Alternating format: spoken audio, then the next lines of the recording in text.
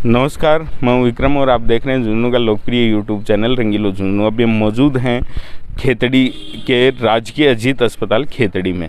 जैसा आप देख पा रहे होंगे कि अभी के मौजूदा जो हालात हैं, ये सुबह सुबह का समय है और यहाँ पे देखेंगे कि ये आपातकालीन सेवाओं का जो सेक्शन है उसमें कुछ इक्के दुक्के पेशेंट हमें दिखाई दे रहे हैं। इसके बाद हैं कितने लोग यहाँ अभी आ रहे हैं और ओपीडी यहाँ की क्या है, ऐसा कुछ जानने का प्रयास करते हैं यहाँ के स्टाफ से।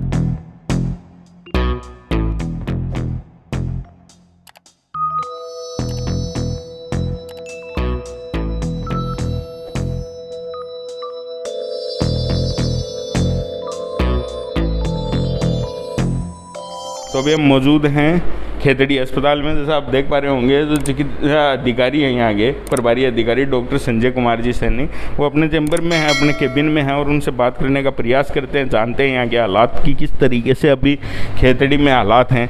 कोरोना की भी बात होगी, वैक्सीनेशन की भी बात होगी। नमस्कार सर। नमस्कार। जैसे वैक्सीनेशन के लिए 18 से 44 का जो क्राइटेरिया है, उसमें ऑनलाइन रजिस्ट्रेशन का वो है, स्लॉट बुक कीजिए, उससे हो जाएगा। सर, गवर्नमेंट ने एक गाइडलाइन भी जारी की थी कि आप अपने पंचायत समिति या नगर पालिका क्षेत्र में ही आप स्लॉट बुक करें, क्योंकि उसके अलावा आपको अलाउ नहीं करेंगे। ये लॉकडाउन के टाइम की बात थी, लेकिन अब तो लॉकडाउन जैसे खुल गया है, आवागमन में कोई दुविधा नहीं है, तो फिर वो स्लॉट जो बुक करते हैं उसमें ज़्यादा समस्याएं कहाँ आ रही हैं। जैसे शहर की भी या ग्रामीण क्षेत्र की बात करें कि जिस नगर पालिका क्षेत्र या जिस गांव की ग्राम पंचायत के लोग हैं, 100 वैक्सीनेशन या 100 डोज आते हैं, उनमें से 3 तो वहाँ के बुक कर पाते हैं, बाकी लोग बाहर के आते हैं। तो ऐसी स्थिति आई थी। हाँ, ऐसी स्थिति हमारे यहाँ नहीं आई, पर वो भारत सरकार की, राज्य सरकार की जो गाइडलाइंस हैं उसके अकॉर्डिंग कोई भी आदमी स्लॉट बुक कर सकता है, कहीं से भी कर सकता है।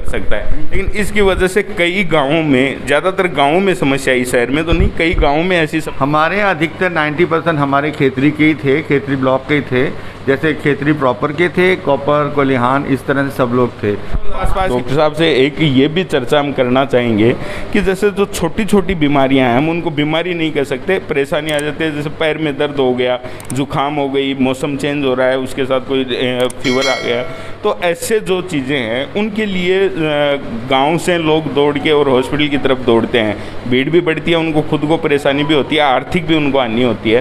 तो ऐसे में क्या कोई वो उनके लिए है कि भैया आप किस तरीके से संयम बना के रखें? हाँ, हमारे यहाँ पर हमारे सब डॉक्टर्स के नंबर लिखे हैं। यहाँ पे मरीजों को ये भी कहा जाता है कि आप फ़ोन से बात कर सकते हैं, पूछ सकते हैं। डॉक्टर्स, मेरे को भी इस सीज़न के अंदर कम से कम रोज़ 10-15 फ़ोन आते रहे।